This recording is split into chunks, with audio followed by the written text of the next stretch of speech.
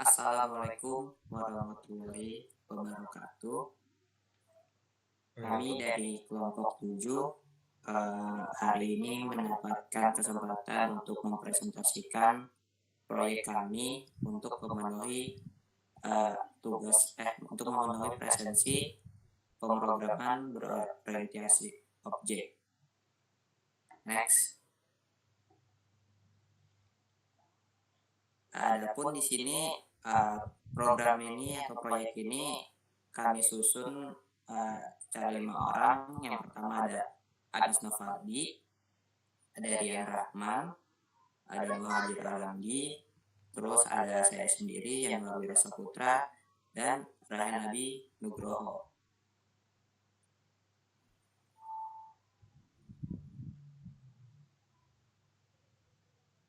Untuk pembahasan yang pertama di sini saya izin menjelaskan tentang mengelola error. Dan untuk sistem yang kami buat itu adalah sistem perpustakaan. Oke, yang pertama mengelola error. Error sering dianggap sebagai sebuah event atau objek yang tercipta ketika sesuatu yang tidak terduga terjadi pada sebuah objek atau proses. Di sini ada beberapa jenis-jenis error. Yang pertama, syntax error. Syntax error yaitu kesalahan penulisan tata bahasa kode yang mengakibatkan program gagal dijalankan sama sekali. Semisalnya ada kesalahan ketik atau typo, atau ada kekurangan tanda titik koma pada akhir program. Kemudian ada runtime error.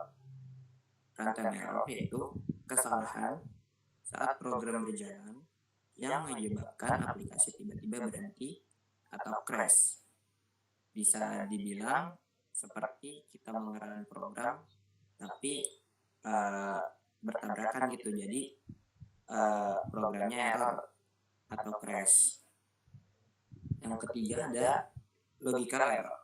Logical error yaitu kesalahan alur pemikiran yang membuat program masih tetap berjalan namun outputnya salah. Itu sebisa kayak ada kesalahan dalam penyusunan alurnya sehingga output yang dikeluarkan itu tidak ada atau bisa dibilang error. Next.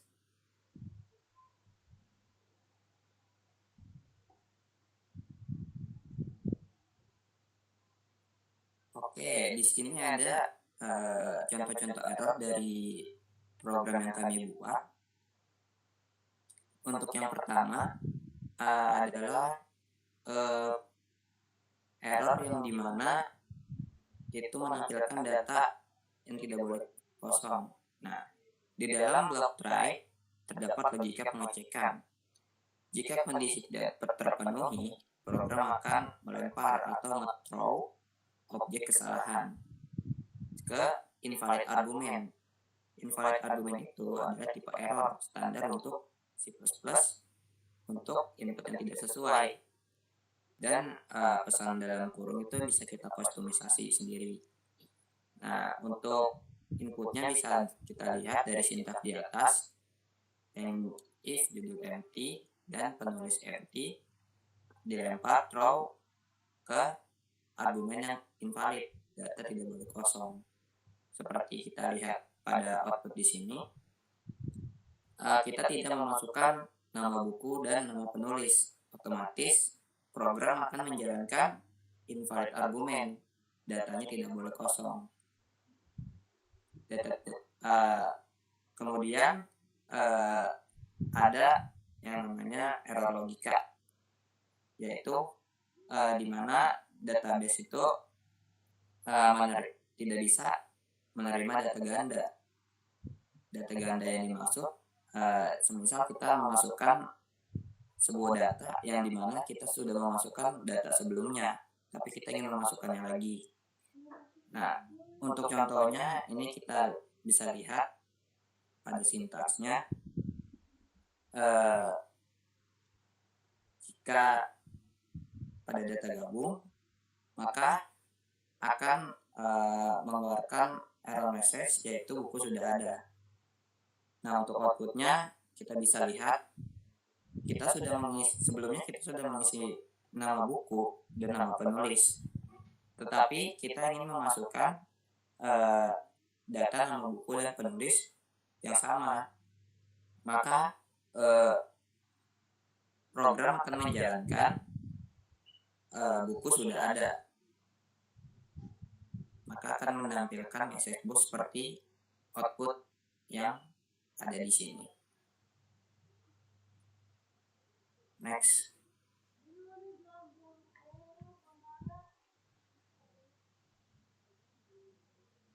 Untuk penjelasan materi yang selanjutnya akan dijelaskan oleh rekan saya.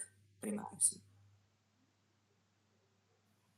Oke, jadi di sini saya izin menjelaskan untuk pengkoleksian data. Jadi di pengkoleksian data ini adalah proses mengorganisir sekumpulan elemen data yang di dalam satu unit tunggal. Alih-alih mengelola banyak variabel individu yang seperti nilai 1, nilai 2, dan nilai 3 secara terpisah, kami menerapkan prinsip efisiensi dengan menggunakan satu wadah koleksi untuk menampung seluruh informasi buku. Jadi, dalam sistem kami itu, kita semua variabel itu dijadiin satu supaya uh, tidak terpecah dan lebih gampang untuk dicari. Selanjutnya adalah bool, kode bool cari string query override. Jadi di sini itu secara teknis ini adalah bentuk implementasi dari polymorphism. Fungsi ini melakukan override terhadap kontrak yang telah didefinisikan pada abstrak, kelas, atau interface database. Fungsi ini menerima parameter query berupa kata kunci yang dicari dan akan mengembalikan nilai boolean benar atau salah sebagai representasi hasil pencarian. Jadi kalau misalnya di sistem kami itu, misalnya kita sudah membuat nama buku dan penulis, tapi kita sudah membuat nama buku penulis, nama buku Cicuit, penulis Muhajir, tapi kita mencari nama buku dan penulis yang lain lagi, itu hasil output yang keluar akan berupa error seperti ada di slide berikutnya. Contohnya seperti itu. Terus selanjutnya ada vector string, data sama dengan baca semua. Jadi di sini adalah fungsi untuk memanggil baca. Di sinilah terjadi proses pengumpulan data dari sumber eksternal file txt ke dalam wadah koleksi dinamis, yaitu vector string. Penggunaan vektor string sangat krusial karena bersifat dinamis. Ia mampu mengekspansi kapasitas memori secara otomatis sesuai dengan jumlah baris data yang dibaca dari database fisik kita. Selanjutnya kode for count auto nd.2 data.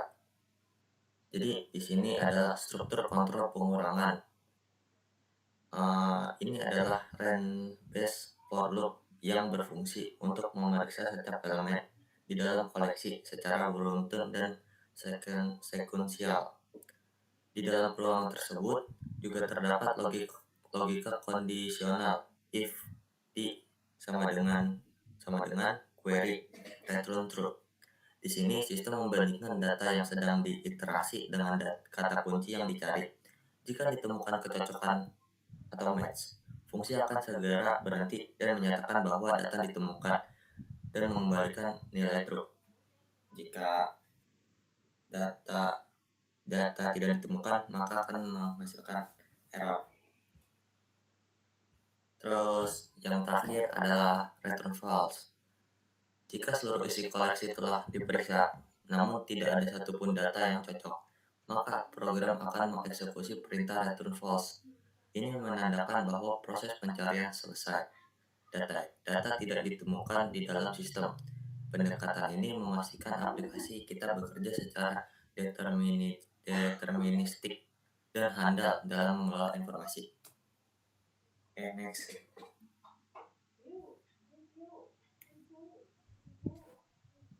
Maksud file. Itu saja Penjelasan dari mengoleksi data selanjutnya akan dilanjutkan oleh teman saya. Terima kasih. Oke, di sini ada slide akses file.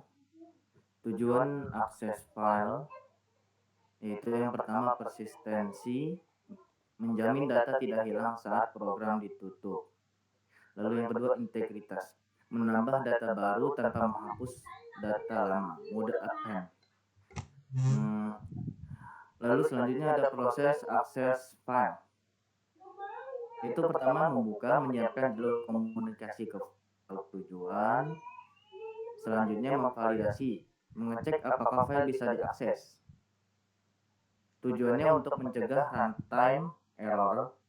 Lalu selanjutnya menulis, mengirim data dari program ke file. Dan yang terakhir menutup, mengunci file kembali agar data tersimpan aman dan memori bersih. Next.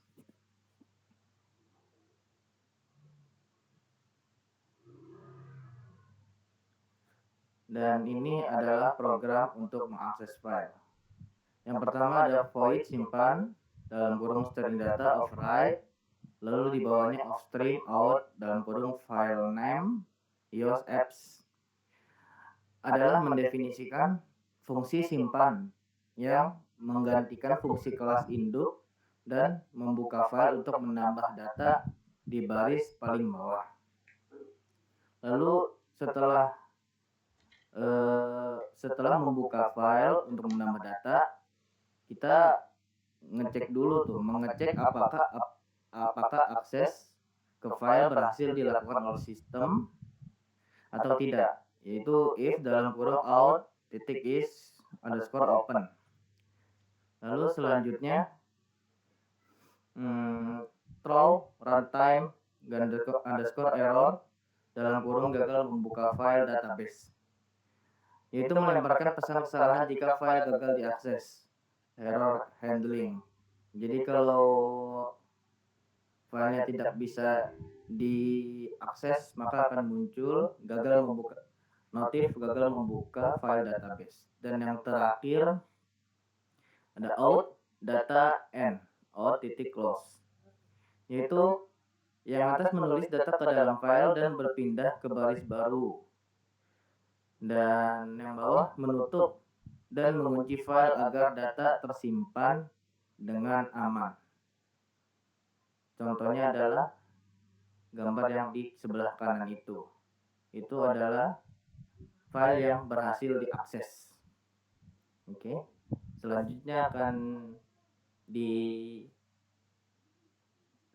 oleh teman saya. Next.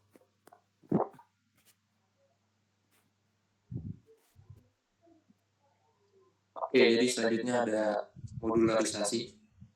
Oke, modularisasi program adalah teknik memecah program besar menjadi bagian-bagian kecil yang mandiri dan terdefinisi dengan baik, atau disebut dengan modul, yang masing-masing memiliki fungsi spesifik sehingga program lebih mudah dikelola, dipahami, dikembangkan, dan diperbaiki tanpa mempengaruhi keseluruhan sistem secara signifikan. Oke, mungkin kita bisa lihat dari gambar yang di sebelah kiri.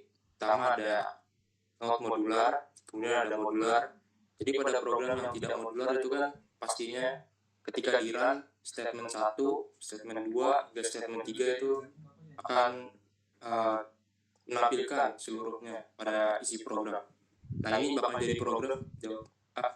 jadi problem ketika kita ingin memanggil statement 3 atau statement 2 saja gitu.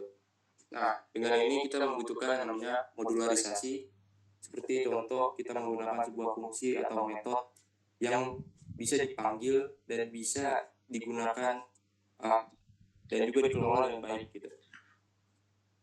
Oke, selanjutnya akan dijelaskan oleh teman saya, Abi.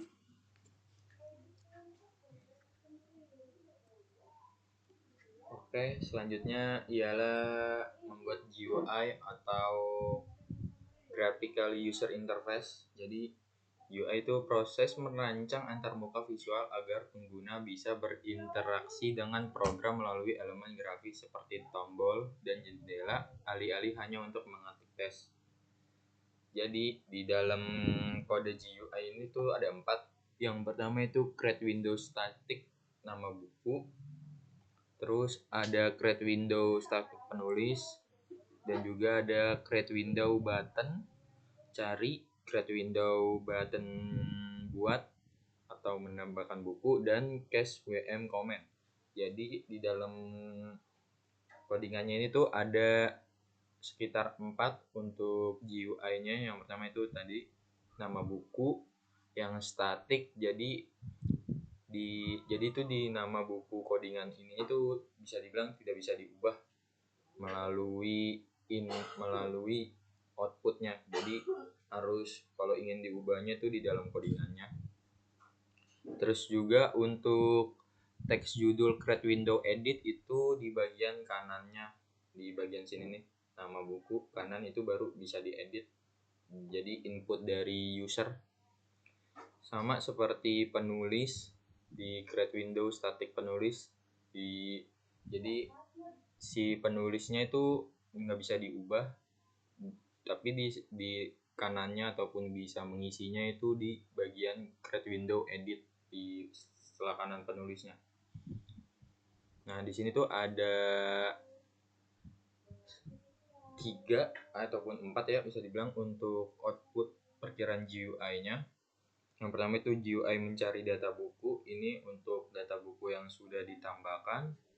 Sedangkan ini GUI halaman utamanya, jadi setelah di-run codingannya itu langsung bakal muncul seperti ini, aplikasi perpustakaan OOP. Yang berisi itu ada tadi nama buku dan penulis, dan juga ini ada GUI penambahan data buku, jadi kayak ngebuat buku. Dan juga ini yang tadi yang sebelumnya teman saya sampaikan yaitu GUI data error. Jadi itu data ini tuh bisa dibilang tidak boleh kosong seperti itu. Oke, mode operator boleh tolong ke codingannya.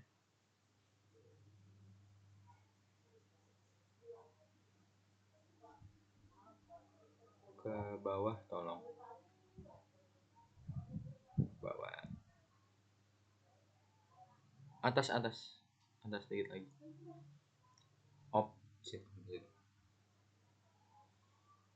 Boleh di run.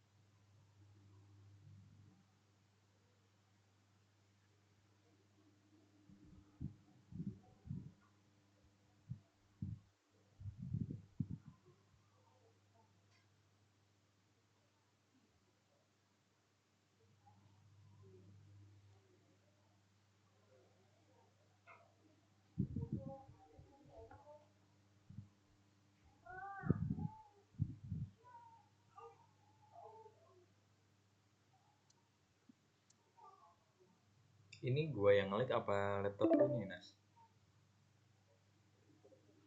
Apa ini dulu dari apa namanya?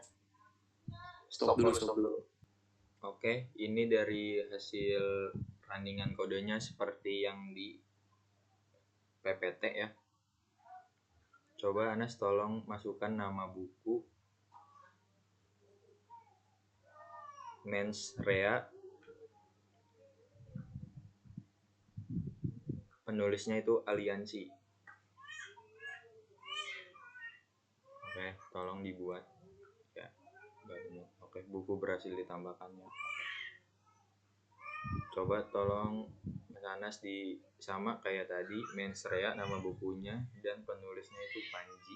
Aliansi. Cari. Ya.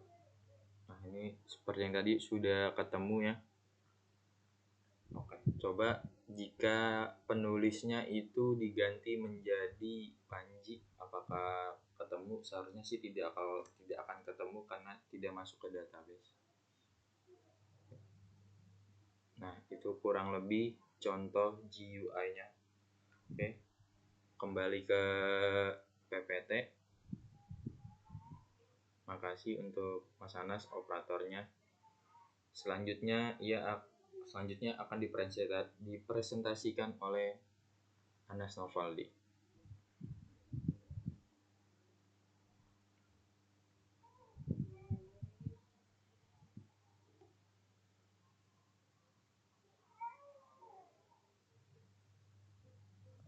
Oke, jadi di sini kita punya 4 pilar OP, tapi yang kita gunain cuma ada 3. Yang pertama ada enkapsulasi, kemudian ada pewarisan, dan juga polimorf. Oke, mungkin saya jelasin dulu yang pertama. Pertama ada enkapsulasi, yaitu membungkus data dan metode dalam satu kelas, menyembunyikan detail internal data hiding agar data tidak mudah diakses atau dimanipulasi dari luar, hanya melalui metode yang ditentukan. Nah, ini seperti contoh yang ada pada gambar sebelah kiri. Nah, ini kita bisa lihat ya, ada tulisan private. Nah, ini tidak bisa diakses tanpa adanya sintaks tertentu gitu. Jadi kita butuh sintaks tertentu untuk akses dari metode ini. Lalu kemudian ada yang namanya pewarisan. Pewarisan itu memungkinkan kelas baru atau subkelas mewarisi sifat, atribut, dan metode dari kelas yang sudah ada atau superkelas. Nah, di sini kita lihat kelas yang namanya ID database dan juga kelas file database.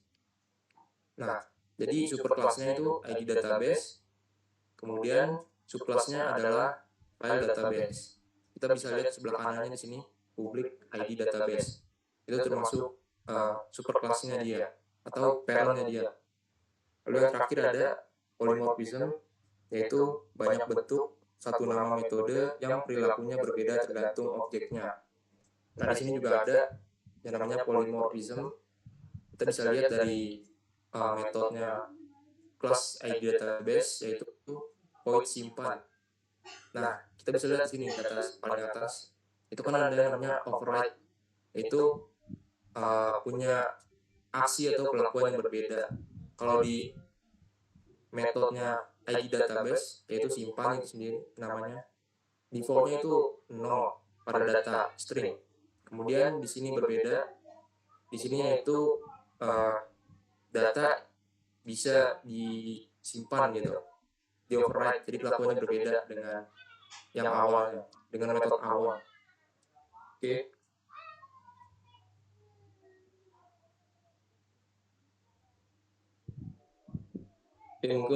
Mungkin cukup sekian dari kelompok kami. Bila ada salah, mohon maaf.